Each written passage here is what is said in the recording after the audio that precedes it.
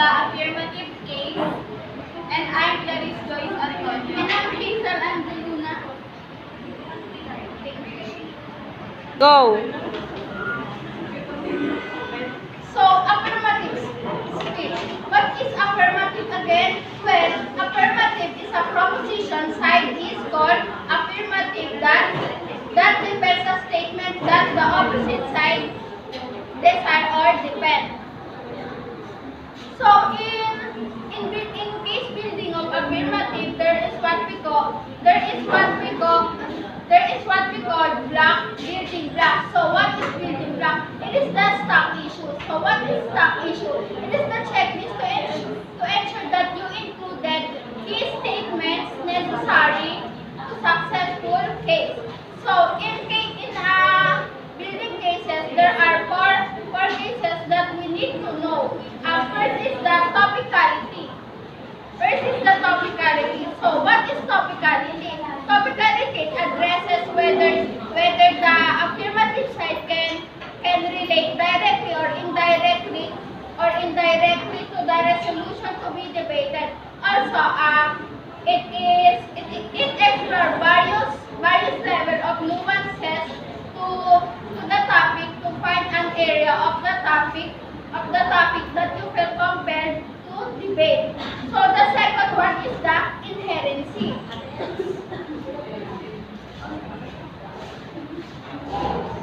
So inherency a point of the inability of the status to rectify the issues you introduce in the harm scenarios. So in inherency, it addresses whether the status or the present system can solve a harm. So it is also called inherent barrier. In inherent case, it is like choosing the harm scenario to determine the status. So the third one is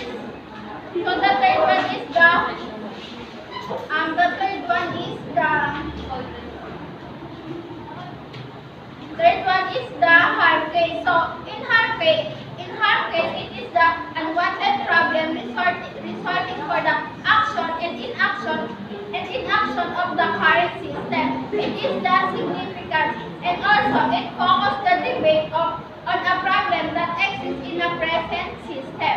And the last case is established solvency. It is point out that the affirmative plan can and will solve the harm scenarios pointed out in the harm scenarios. So in solvency, the group or the affirmative side can spend a lot of time pointing pros of the plan.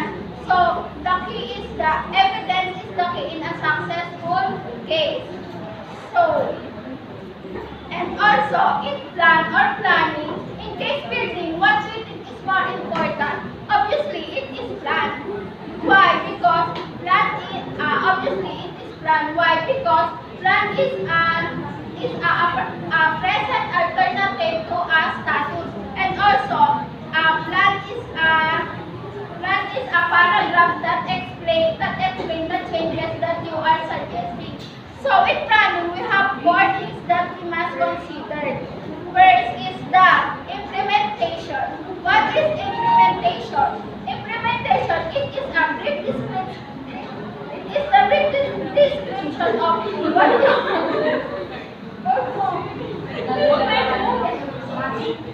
implementation. It is a brief implementation. It is a brief description of what you want to happen, such as creating new roles, new policy, or implementing new policy, and etc. And the second one is funding.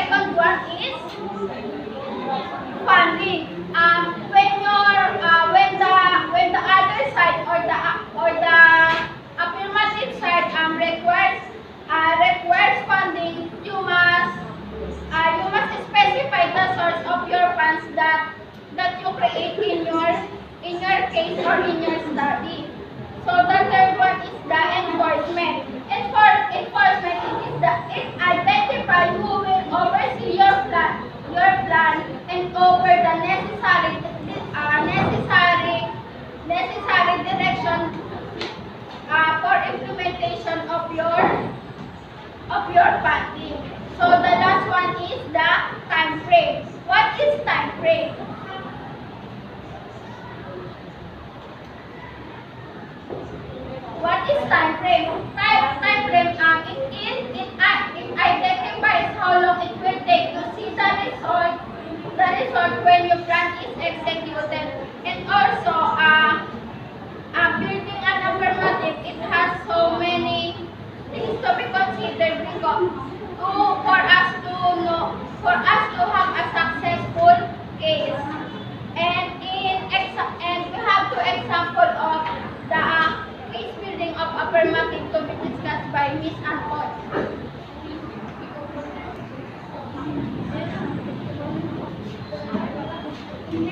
Go.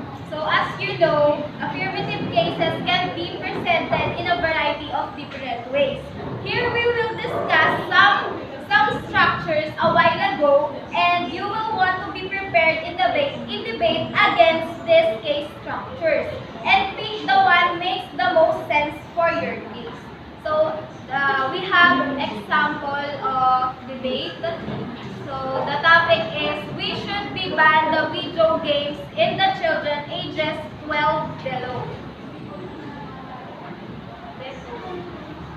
And do you think a ban is absolutely not what we should be doing? We should be teaching children how to play these games because they're good learning experiences. Yeah, games have a lot more to them than just entertainment. I think the danger of just looking at screen time and sort of limiting that and just sort of throwing them away means that you stop that healthy debate around that. You don't worry about playtime when you think about diet, you worry about what's on your plate. Yeah. And in a similar way, screen time. What is it about Fortnite which you think is particularly damaging? Well, I think, what worries me is the fact that it's free and then it's linked to a credit card. I had an example last night of a mum that phoned me that told me her child was playing it. Suddenly she looked on her credit card, on the phone, and the credit card had just had a debit placed on it by this child.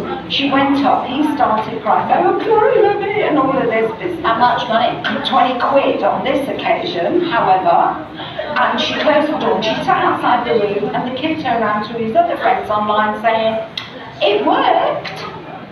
He got away with it. He got away with it. Now what happens if you haven't got that app? I think the truth of the matter is we have to have parental control. Clearly this is dangerous. If you can click onto a credit card and then buy downloads on it, To be fair, that's a feature of a lot of online games. then it should be stopped. Okay, that is one issue. But the issue about Fortnite is that it's not often the teachers issue a warning to parents about a particular game. There's a story in the Mirror, right? 9-year-old girl is in intensive therapy after becoming so hooked on Fortnite, she wet herself to keep playing. The girl simply got up in the night, played until dawn, and kept to go to the toilet because she couldn't bear to leave the screen, hit her father in the face, we tried to confiscate her Xbox gaming console. She's a 9-year-old girl. Now, the thing about this is, I've got 4 kids, right? And my youngest girl's nearly 7. She loves various things like this, not this one, but there's something. You have to, as a parent, exercise parental responsibility. If she was up all night like this, I'll just take it away.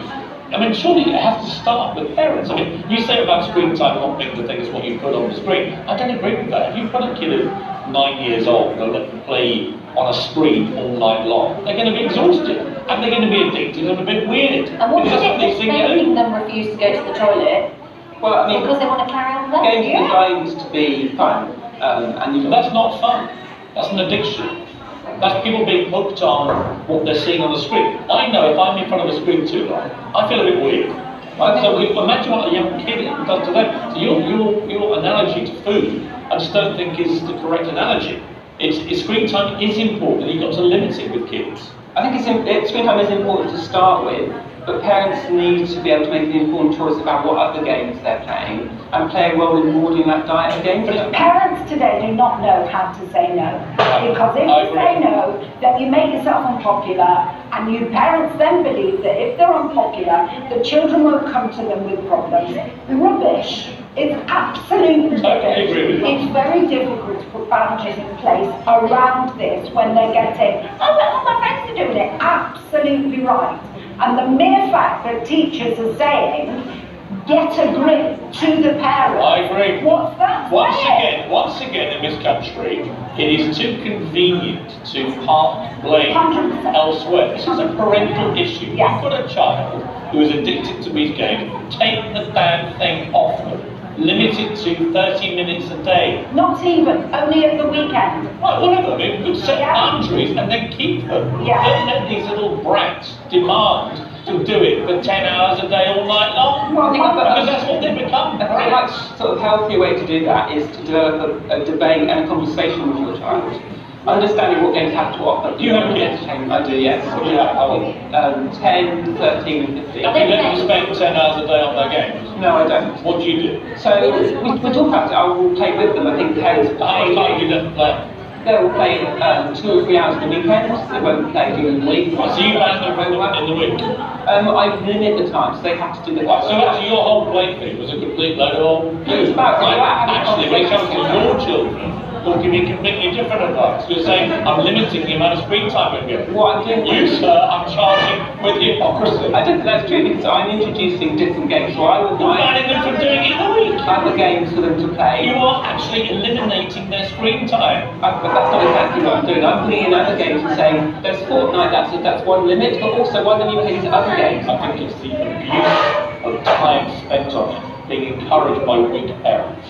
That's what I think. And I think it's interesting that you have started from a position of, look, it's what you put on the plate, not the amount of time. Actually, you don't exercise that with your own. I do. So as you can see in the video, the affirmative team, the debater said, compare the children before to children in nowadays. So the debater said that when we are young, child stuff that you would do with your friends together, or maybe the moment when your parents took you to the nearest park where you could find kids around your age and you played together. You would play many games with them, hide and seek, etc. When we're playing around, suddenly one of your friends tripped himself and fell on the ground. He carried his mother, come rushing to come and he's down. So the reasons why we should ban the video games not in our country but also in the universe is the first reason why is physical impairments.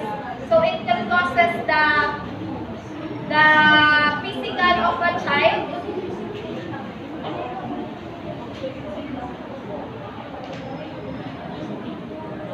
F5.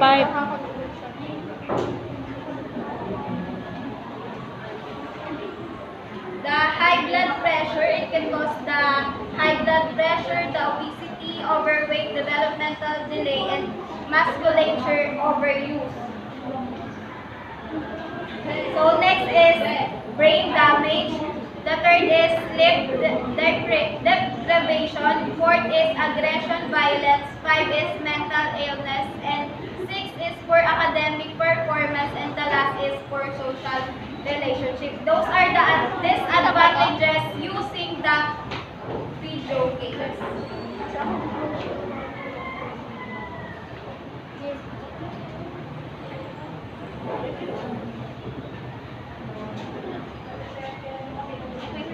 So that's all. Go. As a conclusion of our report, where the case is simply the overrated argument that you intend to make in a debate, where it is typically is directed at answering a claim. You can think of it as your battle plan for the debate, and a good case includes a number of different elements. So in case building, we have so many things that we must to consider and to know for us to have a successful case, not only in affirmative, but also in about sides. Thank you.